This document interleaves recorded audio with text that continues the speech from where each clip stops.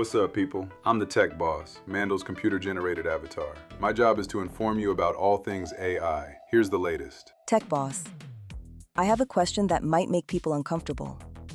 Are we evaluating Chinese technology honestly, or are we drinking somebody else's Kool-Aid? So this is not just about cheap products?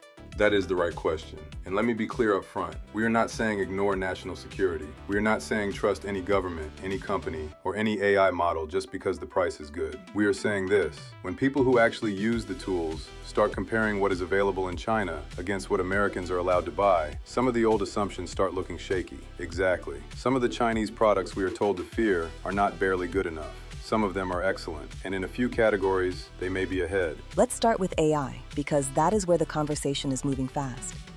What is the big deal with Kimi K3? But should people be worried about privacy with a Chinese AI model? Moonshot AI's Kimi K3 is being positioned as a Chinese open-weight model that can compete in serious coding, agent, and long context work. The big claim is not just performance, it is performance per dollar. If an open or open-weight model can do useful coding, research, business automation, and agent tasks for a fraction of the cost, that changes the whole AI market. It puts pressure on OpenAI, Anthropic, Google, Meta, and everybody else. Yes, but not only with a Chinese AI model. Privacy has to be part of the test for every model. If you are using OpenAI, Anthropic, Google, Meta, Kimi, Qwen, DeepSeek, or any other AI system, you still need to ask the same questions. What data am I sending? Is it used for training? Where is it stored? Can I run it locally? Can I host it privately? What is the license? What logs are kept? Who has access? The threat is not always external. Sometimes the threat is inside the house. It can be a sloppy workflow, a vendor with too much access, a careless employee, a weak policy, or a company right here in America collecting more data than it needs. So the privacy standard cannot be China bad, America good. The standard has to be prove it, test it, audit it, and give the user control. Now let's move from AI to cars. People hear Chinese EV and assume cheap copycat. Is that fair? But not every Chinese car is automatically ready for the US market, right?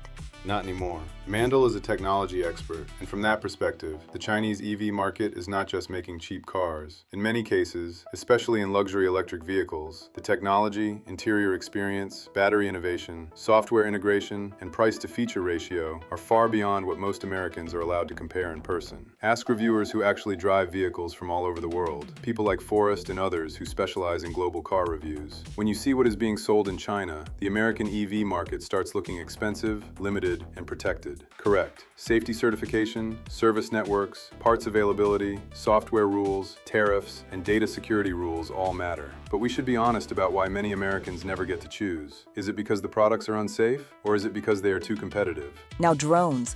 This one is personal because Mandel is a licensed drone pilot. What is his take on DJI? So when the government says there may be security concerns, what should people ask for? Mandel has followed the drone industry and bought multiple drones over time, so this part is not theoretical. DJI is hands down the best drone company in the consumer and prosumer market. The cameras, the stabilization, the flight reliability, the software, the batteries, the obstacle avoidance, the portability, and the value are why so many pilots use DJI. People did not choose DJI because of propaganda. They chose DJI because the products worked. Specific evidence. Show the specific risk. Show the audit. Show the data path. Show the exploit. Show the rule that applies to every vendor equally. What does not work is saying, trust us, it is dangerous, while the replacement products cost more, perform worse, and still may have their own privacy problems. That is not consumer protection, that is market protection. So the unbiased answer is not China good or America bad. So what should a business owner or consumer actually do? Exactly. Security concerns can be real, and fear campaigns can also be real. Both things can be true. China has its own government pressure, surveillance concerns, censorship issues, and data risks. We should not pretend those do not exist. But America has its own corporate surveillance, lobbying pressure, regulatory capture, overpriced products, and patriotic marketing. We should not pretend those do not exist either. The unbiased position is not to wave a Chinese flag or an American flag. The unbiased position is to inspect the product, inspect the data flow, inspect the price, inspect the performance, and inspect who benefits when you are not allowed to buy the better tool. For AI models, test them on your real work. Compare cost, accuracy, speed, privacy, local hosting, licensing, and auditability. For EVs, compare the actual technology: battery, range, charging, software, comfort, safety, service, warranty, and price. For drones, compare the actual flight experience: camera, reliability, controller, data settings, offline operation, geofencing, repair, and total cost. Then ask one final question: